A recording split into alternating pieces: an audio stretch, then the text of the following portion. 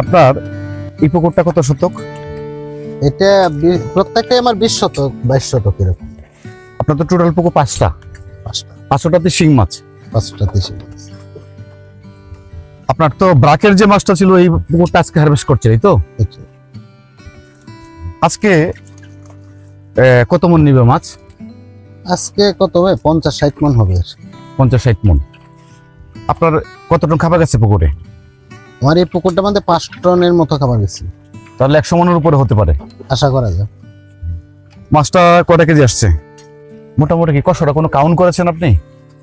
এখন বোধহয় এই তো 15, 17, 18 এরকম হইতে পারে। এরকম হতে পারে না? করেন নাই, কাউন্ট করেন নাই, অনুমান? আমার একটা অনুমান। বুঝতে পেরেছি। তো আপনার মাছটাকে আপনি কি খাবার খাওয়ালেন? আমি তো নিউ হোপ খাওয়াইছিলাম, যে কারণে কালার তো ভালো আইছে না। এই কালারের জন্য মাছটা অনেকটা রেটে কম হয়। কি দরে বিক্রি করছেন মাছটা? আমি এটা রেটটা হলো 15টায় 11,600 টাকা। 15 কেজি 11,600। বাজার মনে হয় একটু কমে গেছে, তাই না? একটু কমে গেছে, কদিন আগে একটু বেশি ছিল। 15টা মনে 12,000 টাকা ছিল। 12,000 টাকা ছিল। সুপ্রিয় চাষি ভাইয়েরা, আসসালামু আলাইকুম। আমি এই মুহূর্তে রয়েছি নেত্রকোনা সদর উপজেলার দক্ষিণ বিশ্বরা ইউনিয়নের বাসাটি গ্রামের আব্দুল্লাল মামুন স্যারের পুকুর পাড়ে। আব্দুল্লাল মামুন স্যার এই পুকুরটাতে ব্রাকের রেণু থেকে পোনা উৎপাদন করে উনি চাষে গিয়েছেন। এই মাছটা আজকে হারভেস্ট করা হচ্ছে। আপনারা ইতিমধ্যে এই পুকুরে আরো 2টি প্রতিবেদন দেখেছেন। আপনাদের অনেকের অধীর আগ্রহ ছিল ব্রাকের হারভেস্টের পর এই মাছের কি রেজাল্ট আসে, এটা কি ফলাফল আসে, এই তথ্যটা জানার জন্য আজকে আমরা ব্রাকের ফলাফলটা কি এসেছে, স্যার কি পেয়েছেন শেষ পর্যন্ত, বিস্তারিত তথ্য আজকে আমি আপনাদের জানানোর চেষ্টা করব। স্যার, জি, আপনি এটাতে কয় কেজি রেণু দিয়েছিলেন? আমি এটাতে 2 কেজি রেণু দিয়েছিলাম। 2 কেজি রেণু কি টোটালটা চাষে ছিল নাকি অন্য কোথাও নিয়েছিলেন পোনা? এখান থেকে 20,000 পোনা আমি সরাইছিলাম। বাকিটা চাষে ছিল। বাকিটা ছিল। বর্তমানে মাছটা কত মাস বয়স হয়েছে? তো বৈশাখের লাস্ট উইকে তো রেণু দিয়েছিলাম, সেই হিসাবে তো 9 মাস 8-9 মাস হয়ে যায়। এখন এই মাছটা যে আপনার চাষ করে এই পর্যন্ত নিয়ে আসলেন, কোন রকম রোগ বালাই অসুখ বিসুখ? না, রোগ বেলায় হয় না, কোনো অসুখ বিসুখ হয় না। এ থেকে আবার ঠিক, কিন্তু মাছটা ছোটবেলায় মাছটা যেরকম দেখা গিয়েছিল যে প্রায় সমান সমান, কিন্তু এখন তো অনেক ব্যবধান। মাছ বড় হওয়ার সাথে সাথে ব্যবধান হয়ে গেছে অনেক। এখন এই যে ব্রাকের যে মাছটা আমরা যে আশাটা করেছিলাম যেখান থেকে একটা ভালো রেজাল্ট আসতে পারে বা সমসাময়িক মাছ হতে পারে, কিন্তু আমার কাছে মনে হচ্ছে অনেক ছোট বড় মাছ। অনেক ছোট বড়। এটা কারণটা কি? এটা তো এটার মধ্যে মেল মাছটার সংখ্যা বেশি দেখা যাচ্ছে, বেশি হয়ে গেছে, মেলটা বেশি।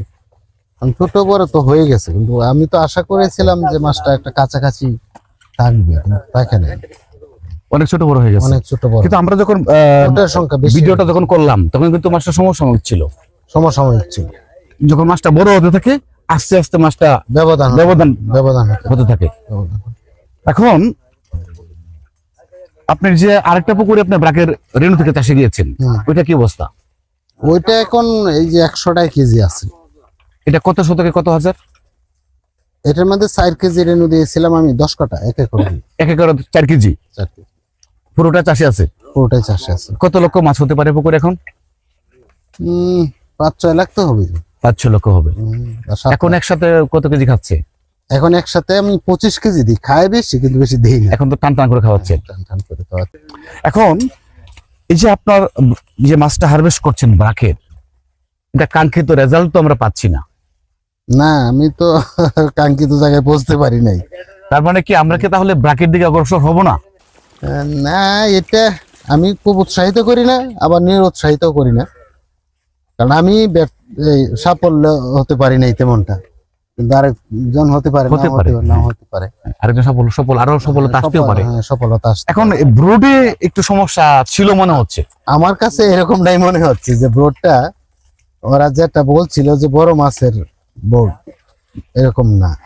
যদি হয়তো তাহলে এতটা ব্যবধান হওয়ার কথা না। আপনি তো দীর্ঘদিনের পুরাতন একজন চাষি, অভিজ্ঞ চাষি একজন, আপনার কাছে না, যেহেতু অভিজ্ঞ- বিষয়টার অভিজ্ঞতার তো শেষ নাই। আমি তো খুব অভিজ্ঞ এটা আমি বলতে পারি না, তবে বেশ কয়েক বছর যাবত তো চাষ করি, প্রায় 5-7 বছর 10 বছর হয়ে যায়। এবং যথারীতি তো আপনি এই শিং মাছ চাষ পদ্ধতিটা নিয়ে রিসার্চ করেন, একটু ঘাটাঘাটি করেন, প্রচুর পরিমাণে পড়াশোনা করেন, জানতে চেষ্টা করি, জানতে চেষ্টা করেন জানতে আপনি। চেষ্টা এখন করি। আপনার কাছে যেহেতু এই ব্রাকের মাছটা খুব ভালো রেজাল্ট আসে নাই, তাহলে এটার উপরে তো খুব একটা আস্থা ভরসা আমরা করতে পারি না। আমি দেখেন ওই দিনও বলেছিলাম যে লোকাল হ্যাচারি গুলাকে আমরা দুর্বল দেখার সুযোগ নেই। তারা যদি আমাদেরকে ওই পিজি দিয়ে করে, ভালো ভোট দিয়ে দেয়, হুম। তাদের খারাপ হবে না তো। তারা জীবন ভরা তাদের মাছ দিয়ে আমরা চাষ করছি না, করছি না। হুম। তাহলে এখন যে ব্রাক একটা আহামরি নিয়ে আসবে, কই পারলো না তো, আহামরি তো আনতে পারে না। আপনার পুকুরের পরিবেশ, আপনার পরিচর্যা, কোনো ত্রুটি নাই, চেষ্টা করছি ভালো কোনো রাখার। ত্রুটি নাই, তারপরেও তো কই, তাহলে তাহলে শুধু ব্র্যান্ডের উপরে ভরসা করা যাবে না স্যার। না, এটা ভালো বোর্ড লাগে, হ্যাঁ, বোর্ড লাগে। শুধু ব্র্যান্ডের উপরে ভরসা করবেন, নামের উপরে ভরসা করলে হবে না। এটার একেবারে দেখতে হবে এটা থেকে কতটুকু রেজাল্ট আসে। এখন পরীক্ষামূলকভাবে আপনি করলেন, এটা খুব ভালো কিছু হয়নি, সেহেতু সুপ্রিয় চাষি ভাইরা, এই ব্রাকের মাছটার হারভেস্ট নিয়ে আমাদের অনেক আশা আকাঙ্ক্ষা ছিল যে এটাই হয়তো ভালো একটা রেজাল্ট আসতে পারে, কিন্তু খুব ভালো রেজাল্ট যেহেতু আসেনি, আমার কাছে মনে হচ্ছে কেন জানি আমরা এটার প্রতি আস্থাটা হারিয়ে ফেলছি। তো এটাই তো শেষ প্রতিবেদন নয়, আরেকটা মাছ ওনার রয়েছে, এটাতে দেখা যাবে, ওই পুকুরটা হারভেস্ট করলে বোঝা যাবে যে কতটুকু রেজাল্ট বা কতটুকু ফলাফল আমরা পাচ্ছি। তো স্যার, আমরা একটু পুকুর পাড়ে হাঁটতে হাঁটতে আপনাকে নিয়ে কথা বলবো। জি। চলুন। আপনার পুকুরে তো এখনো প্রচুর মাছ ওয়াশ করছে, তাহলে আপনি 100 মনের উপরে মাছ হওয়ার কথা যেহেতু ছিল, আপনি আজকে 50 মন কি ভেবে দিলেন? না, এটা তো ব্যাপারীদের সাথে একটা ছিল যে 100 মন আমি পুরাটাই দিয়ে দিব। হুম। তো ওরা পুরাটা আজকে নিচ্ছে না, আর গাড়ির সংকটের কারণে প্রথম বলছিল 100 মনই নিবে। পুরাটাই নিয়ে যাবে আজকে। আচ্ছা, কিন্তু পুরাটা পরে পুনে আবার বলছে যে না, পুরাটা নেওয়া যাবে না, এই জন্য আপনি 50 মন আজকে। 50 মন নিবে, এই জন্য 50 মন আজকে ধরা হয়েছে।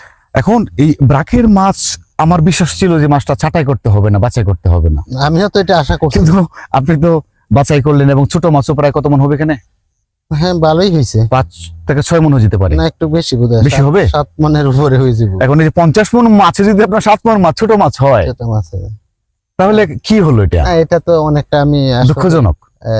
আমি ব্যর্থ মনে করি। আশাহত হয়েছেন আপনি। আমি আশাহত হয়েছি। এখন এই পুকুরটা আপনার কত শতক স্যার? এটা 20 শতকে পানি আছে। 20 শতকে পানি আছে না? এটাতে কত হাজার মাছ রয়েছে আপনার? এটার মধ্যেও প্রায় 5 টনের মতন খাবার গেছে। 5 টন। এটা তো 100 মনে হবে না? আপনার টোটাল 5টা পুকুর মিলিয়ে কত লক্ষ মাছ রয়েছে? 5টায় তো এই 6-7 লাখ তো ইজি মাত্র। 6 থেকে 7 লক্ষ মাছ হতে পারে না? আর মাছ কি পরপর হারভেস্ট করে ফেলবেন এগুলা, না একটু সময় নেবেন? 1-2টা পুকুর হয়তো বা রোজার পরেও নিতে পারি, বা এর আগে রোজার মধ্যেও। কিন্তু বাজার তো খুব খারাপ যাইতেছে, বাজার খারাপ যাইতেছে। মাছ ইনশাল্লাহ আমার ভালো আছে, সুস্থ আছে। চতুর্পাশে রোগ বিয়া খুব করতেছে, ডিস্টার্ব করতেছে। এখন যে সময়টা যাচ্ছে স্যার, এই সময়ে যারা ইতিমধ্যে যারা চাষি রয়েছে, তারা খাবারটা কিভাবে দিবে? না, এগুলো খুব কেয়ার রাখতে হবে, এখন কেয়ারফুল থাকতে হবে। এই সময় আবহাওয়ার পরিবর্তন তো, এটা একটু সাবধানতা অবলম্বন করতে হবে। খাবার কি একটু লুট দিতে পারবে না, টানটা করে দিবে? না, একটু টান টান রাখতে হবে, লুট দেওয়াটা ঠিক হবে না, ঠিক হবে না। কারণ আবহাওয়া পরিবর্তন হচ্ছে, শীত চলে যাচ্ছে, গরম আসছে, এই মুহূর্তটা একটু জটিল। দিনে তাপমাত্রা বাড়তি, রাতে কম, রাতে কম, এটা একটা ক্রিটিক্যালি সময়। তাছাড়া এই সময়টা কিন্তু এটা সাধারণত দেখবেন মানুষের মধ্যে অস্বস্তিতা থাকে না, মানুষই তো অস্বস্তিতে পড়ে গেছে এখন। যে রাতে ঠান্ডা, আবার দিনে গরম। প্রাণী তো, মাছ তো প্রাণী। স্যার, জি। অনেকেই আপনার বোরিং কিন্তু পুকুর পাড়ে নাই, বা আপনার ডিপ থেকে পানি উঠাতে পারে না, অনেক অঞ্চলে এরকম রয়েছে, যারা বাইরে পানি দিয়ে মাছ চাষ করছে। এখন নদী নালা বা খাল বিল থেকে পানি এনে চাষটা করে অনেকেই। এই অবস্থায় ক্যাটফিশটা কি আপনার বাহিরে পানিতে চাষ করা যাবে?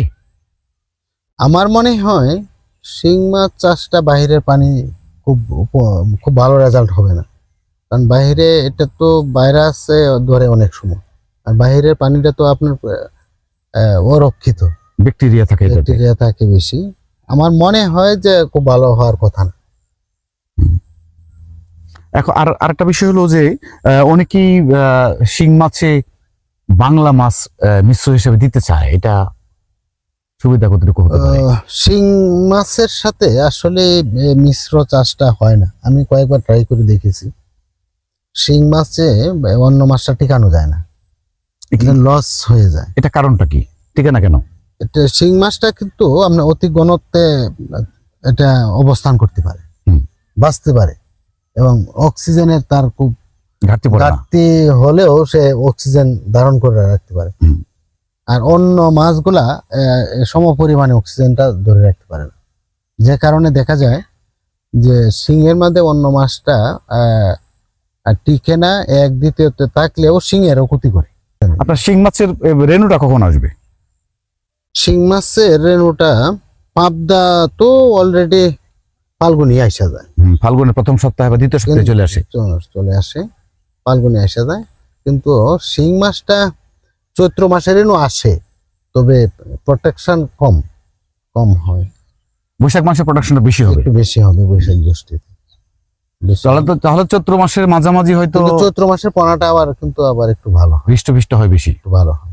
তো আপনার মাছটা শেষ পর্যন্ত কি হয় আমাকে একটু জানাবেন। আপনার কত মন মাছ হয়? আসলে তো ব্র্যাকের যতটুকু আশা করছিলাম ততটুকু আমি করতে পারি নাই, হয়তো এটা আমারই ব্যর্থতা। ব্র্যাককে তো আমি দায়ী করি না, হয়তো বা কোনো না কোনো ত্রুটি বিচ্যুতি আছে, অথবা বোর্ডের সমস্যা।